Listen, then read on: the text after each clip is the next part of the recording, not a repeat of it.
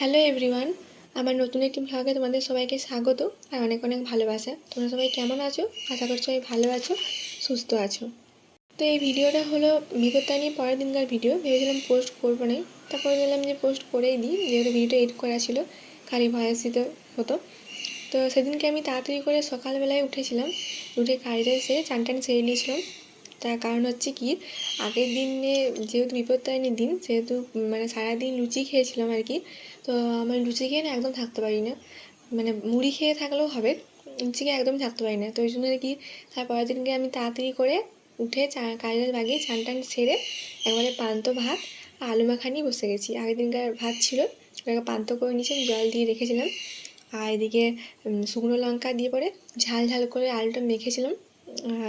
তারপরে মানে আলুটা সেদিনকে সিদ্ধ করেছিলাম, আর ভাতটা আগের দিনকার।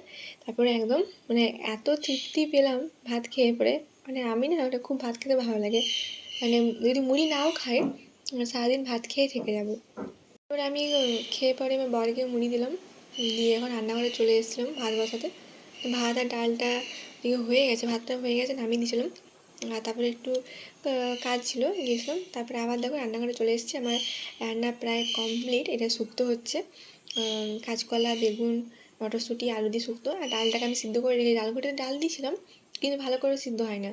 আর এবার সিদ্ধ করে রেখেছি, ওই শুক্তোটা হয়ে গেলে পরে ছকবো। আর এদিকে হবে যে পটলে আলু আর ডিমের তরকারি। আর এ দেখো কালাগুলো ভেজে রেখেছি, কারণ শুক্তোটা নামানোর সময় দিয়ে দেবো। তো আজকে আমাদের এই মেনু দুপুরের।